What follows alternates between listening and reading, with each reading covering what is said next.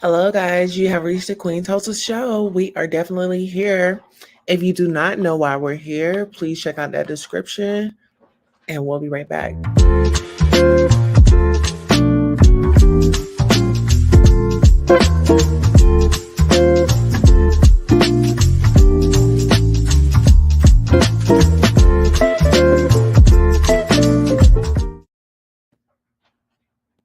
All right, ladies and gentlemen, we are here at the Queen Tulsa Show. I'm your host, Queen Tulsa.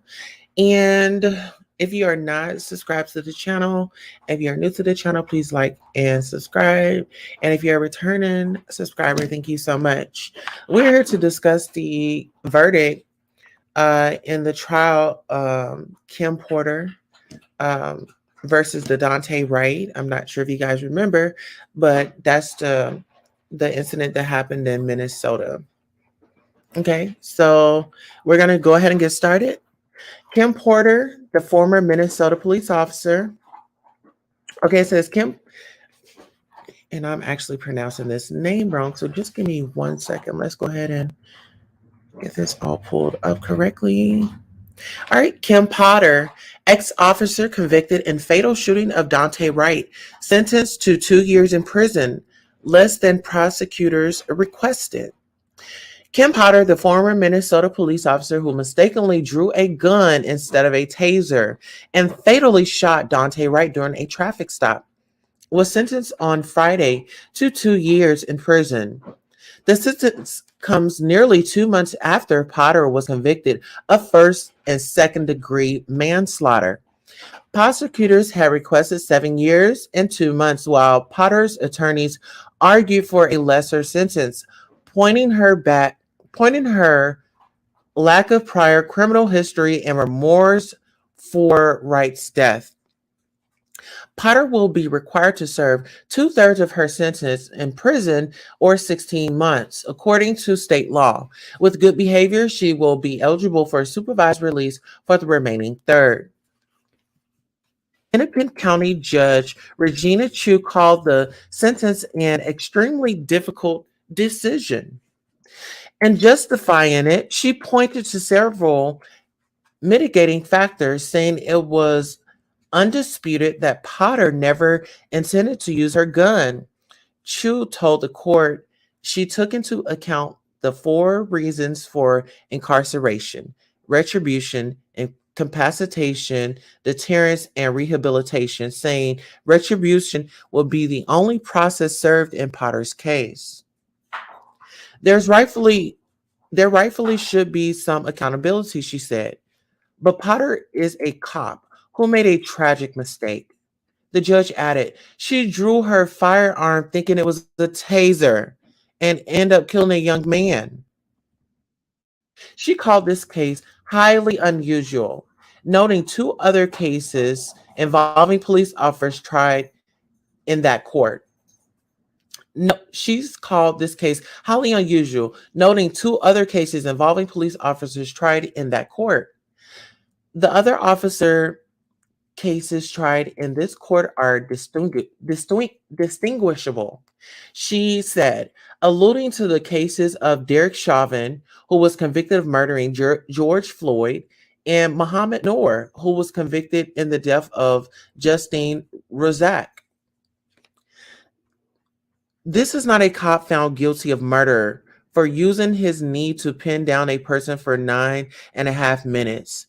As he gasped for air, she said, this is not a cop found guilty of manslaughter for intentionally drawing his firearm and shooting across his partner and killing an unarmed woman who approached his squad. Wright's family was completely stunned by the sentence. Their attorney, Ben Crump, said in a statement, while there is a small sense of justice because she will serve nominal time, the family is also deeply disappointed there was not a greater level of accountability. The statement said, the judge's comments at sentencing showed a clear absence of compassion for the victim in this tragedy and were devastating to the family.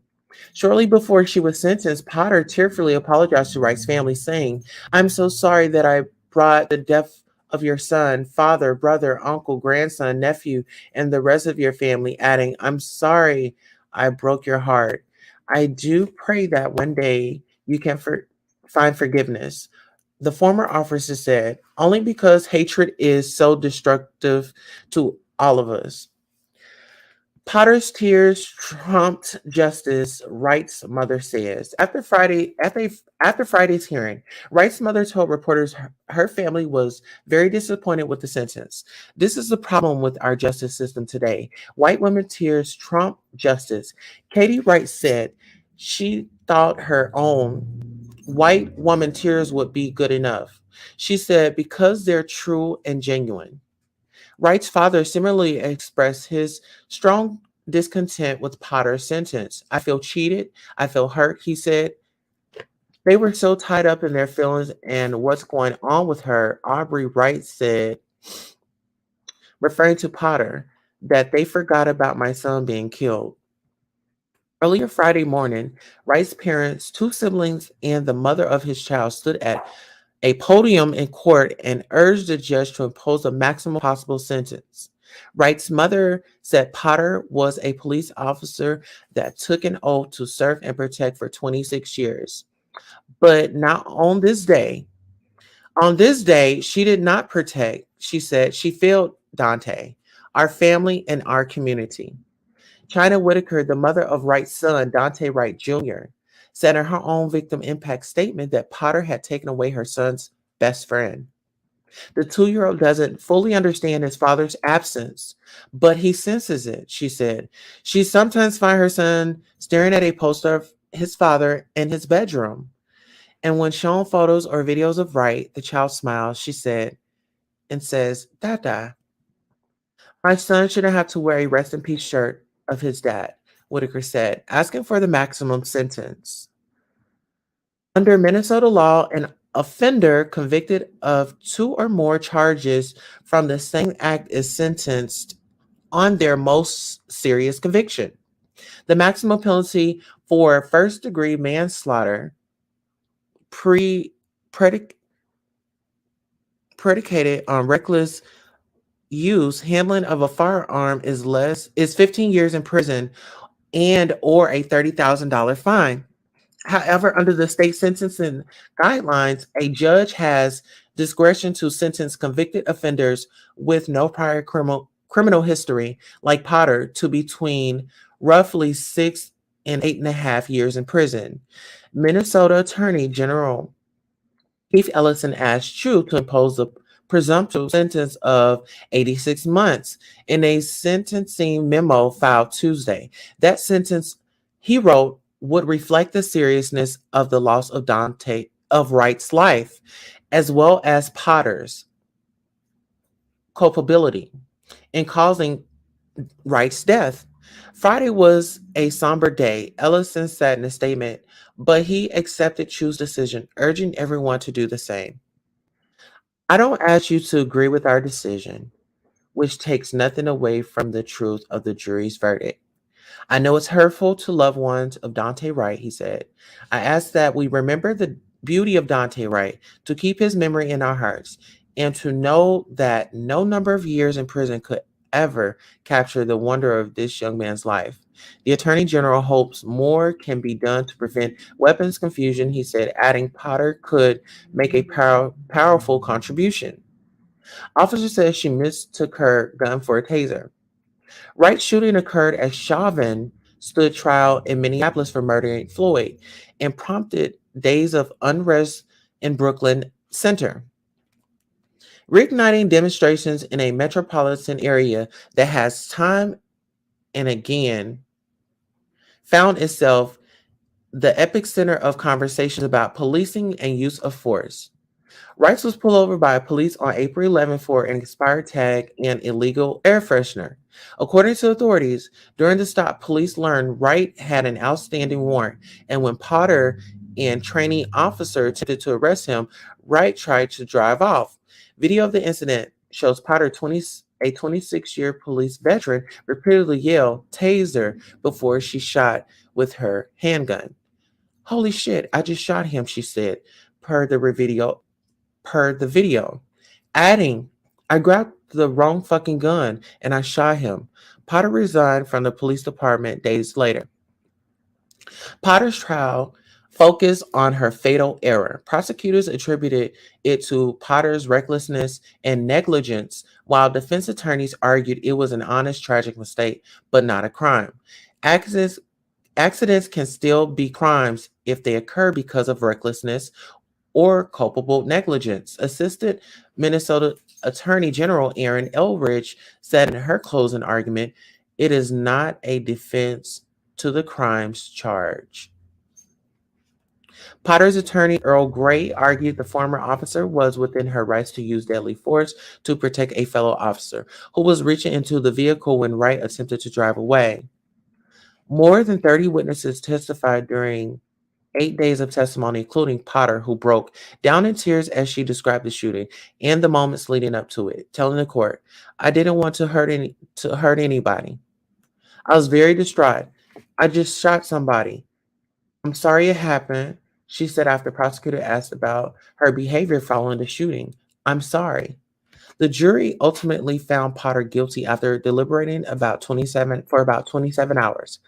Potter has been incarcerated since her conviction at a correctional facility in Shakopee, about 25 miles southwest of Minneapolis, according to records from the Minnesota Department of Corrections.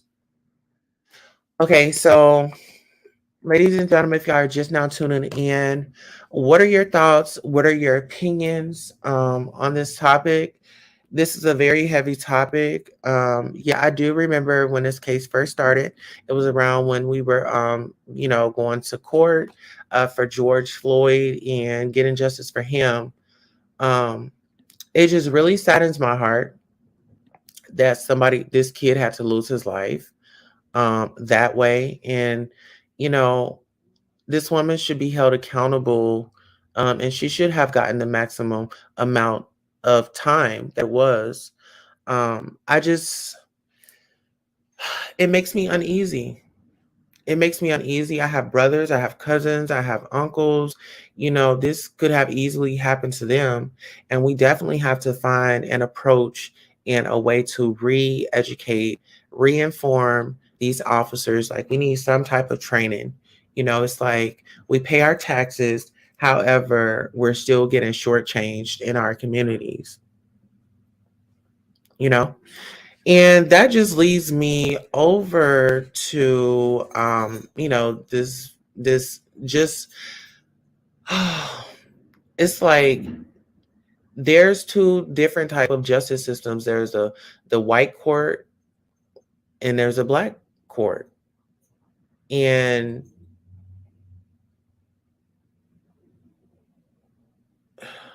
it's sad. Yeah. Mandatory minimums should apply to everyone or no one. Yes. Didn't know we was live. Yes, we are. We are live. We are definitely live. I believe I put the link in the chat. Yes, it is. It's a lot going on. And then when we speak about racism, okay, we've all heard about the Gucci store, right? And how they, allegedly are racist against Black people. Well, Jim Jones, I guess, thought that he had a pass. I don't know what it was. I don't know what it was that he thought he had some special privilege, but as we can see, he's about to experience something. So let's just go ahead and take a look at it. We've been in Gucci for about an hour. And we in Gucci in the VIP. We've been in Gucci for like 2 hours. Right? Since we came in here, having nobody came and showed us no courtesy, no amenities, no nothing. Period. Not even a drink of water. Asked to speak to a manager. Send me a black guy out here that started telling me some bullshit. So they got the black guy racial profiling on Black people. Asked to speak to a manager bigger than him. Everybody disappeared. Ain't nobody come out yet. I still ain't getting no sparkling water. I still ain't getting no champagne.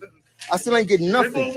I didn't have a salesperson inside of my VIP suite the whole time I was there. I had to keep screaming for VIP people to help me out. Now everybody don't know where the real manager is. You heard? I'm tired of this. We spending all this money as entertainers inside these stores. They hire these Black people, and these Black people are more racist than white people when they get their job inside of Gucci. All of a sudden, you stop playing with us, bro. Still haven't seen a manager yet. Still haven't seen a manager yet. Since I'm talking to you right now, a manager still hasn't popped out of Gucci. And the bill is like $29,000, but we didn't pay that yet. You heard? Why would we? They still haven't sent a manager or bottle of sparkling water or anything that says that we appreciate your service for being in here in Gucci and spending that bag. The big one. The big one. They sent this guy. Yeah, no. What is he possibly going to do? You heard? What is he going to do? Is what I want to know. Still haven't seen a manager. Is there a manager that works here or everybody's just a worker?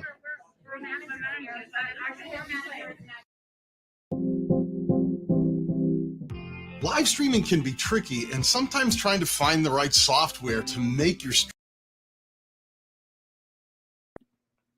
So there we have it.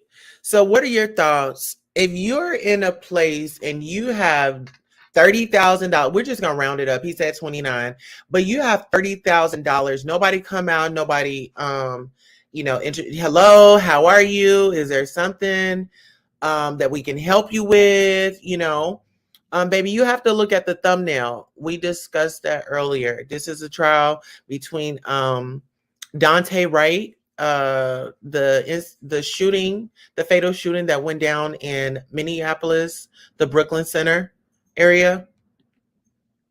They're gonna call the cops. Exactly. But listen, okay, so we just seen Dante Wright lose his life behind the cops, being, he lost his life. And look at the justice system. It racially went another way, in my opinion.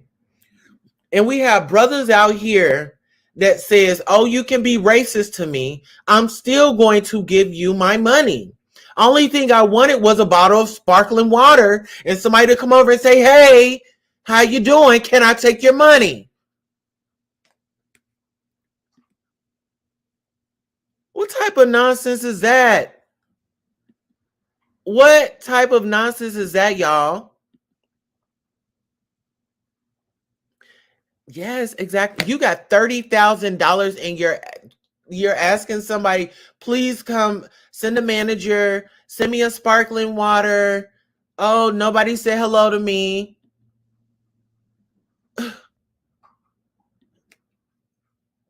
Exactly. They wanted to spend it. And he wanted to get his moment. I just felt like, dude, no. Mm-mm. That's too much for me.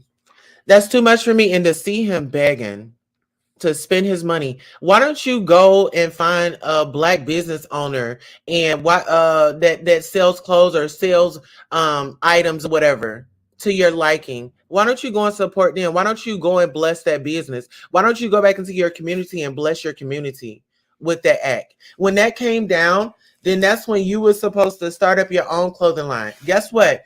We're about to do an all black clothing line. You know what I'm saying? This is where black people can come here. They can shop. They can feel wanted. They don't have to feel like they're rushed, and they feel important.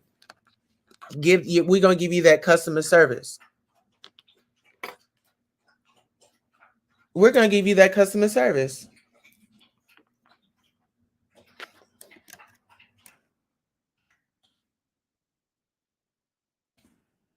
Uh-huh.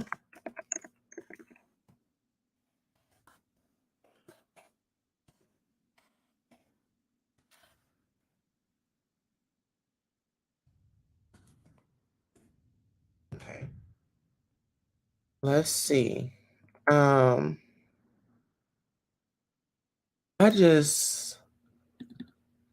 about to do that one more time. I'm about to play this video one more time. Just so if you did not see the video, I want you to see it and please tell me what you think. Like with everything going on, the climate that we're in, I want to get you guys' opinion on how do you guys feel about it? Like, what are your thoughts? What are your opinions?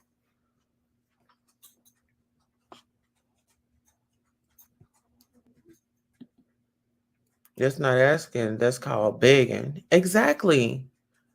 He a house and wanting massa attention. That part. Hire a whole team of tailors and seamsters for that much money. Exactly. You can get yourself custom made. Get them lights up. Oh, thank you. Yes, please like the video as you guys come in. That really helps our channel. Now he see how Chrissy was begging for marriage.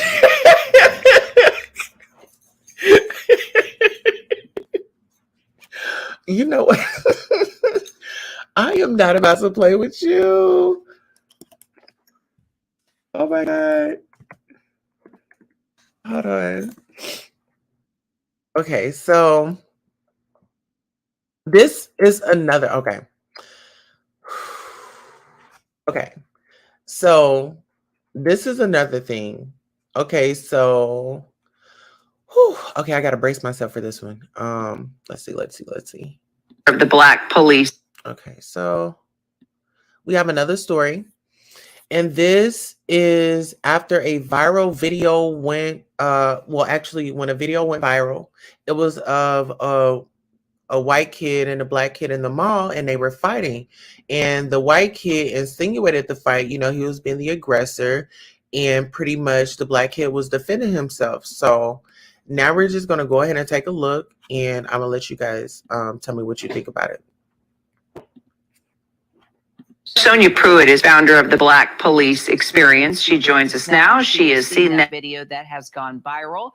So Sonia, just your first reaction as you watch that video, and we've watched it a number of times, do you see any reason why the police needed to use a difference in force here versus the young black man versus the young white man? No, I didn't see any reason why there should have been a difference in how the two young men were handled. You know, look, kids fight, teenagers fight, and, you know, that's what they do. There were no weapons involved. Of course, the officers may not have known that when they first got there, but as they handled the situation in the way that they did, it was pretty apparent that that was not the foremost thing at the front of their minds. It seems like they went straight for the black team. They put him on the ground. They let the white team sit down. They let him walk around. Terrible officer safety tactics.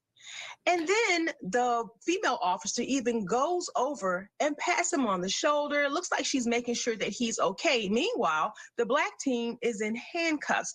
I saw nothing but remarkable ineptitude that would explain the difference in how they were treated. So, Sonia, let me ask you, as you look at the video, you know, of course, everybody is weighing in online, right? Because this video went viral. And there are some people online saying, well, the white teen was less aggressive when the cops got there. He put his hands up like, okay, I'm done. Whereas the black teen just kept, you know, fighting and resisting. Did you see that? Do you think that's a fair point or no? No, I don't. They actually had to separate them. And, you know, again, nobody seemed to have had a weapon or anything. Both of them were equally agitated. Both of them should have either been in handcuffs, or they should have separated them and had one sit down in one area and one sit down in the other area while they worked through what the issues were. I'm sorry, I don't see anything here but bias. And it kind of explains, not just kind of, it does explain why the black community in particular is concerned about the school to prison pipeline. This is how young black kids, young black teens get caught up in the criminal justice system while their white counterparts are allowed to be nurtured, they're allowed to play victim, and they are allowed to walk away without handcuffs. So what do you want to see from this internal investigation? Because there was a quick response, as you saw. I mean, in light of everything we've been through since the death of George Floyd, right? I think that folks need, whether it's the police department or whomever is involved, they know they have to talk. They know they have to say something, and they need to respond quickly just because of the racial reckoning that we've been through in the past couple years. What do you want to see happen now with the investigation and as this moves forward? Well, someone's going to have some explaining to do. These officers are going to have to say why they treated these two young men differently. I anticipate there'll be training if they are kept on the force, which they probably will be. There'll be training in equity and diversity and tolerance and inclusion and implicit bias, which is, every video we see, we notice that implicit bias may not necessarily be so implicit, but maybe even explicit, and officers are complicit in this continued trauma to our vulnerable communities. So I would like to see a thorough investigation, and it shouldn't take long. Well, we're going to follow it. Let's keep talking, Sonia, okay? Appreciate you being with us this morning. My pleasure.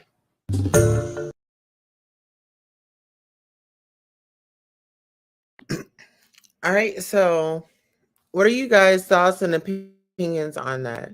Because really my thoughts and my opinions on that is they need to have some type of training. Like, why is it every time you're rough handling a black person, you're doing the most with a black person? Like, you got your knee in a black person's neck, like you got, all this aggression on a black person. But it's like when when that happens, and it's caught on video, it does not look right, and it's not right. And thank God for videos. Thank God for videos. This this is this has been an issue for a long time, just with the races. Like, I just wish that, I wish people would just get the training that they need. I wish that people would just speak up when they're not really fully informed. If you know you're not doing something right, you need to go get educated. And let's all, I know we all, have our things going, but at the end of the day, we still have to hold people accountable. Let's be fair. If you're gonna, chastise one, chastise the other one as well. In my opinion, in that video, they both were fighting, but there was a difference in treatment. The white guy got to sit on the sofa while this black man is on the ground, already detained by one officer. The other officer brings her.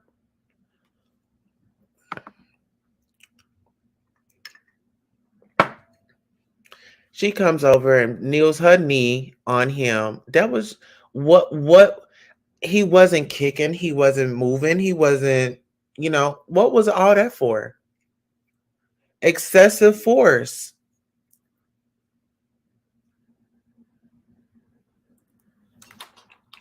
Excessive force.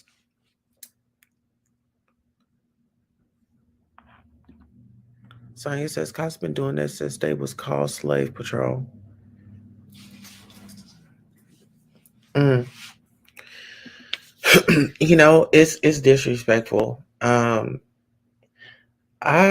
Yeah. I just really just wanted to come in, bring the news. I couldn't let it pass me up. I had to come in and talk about it to get it off my chest.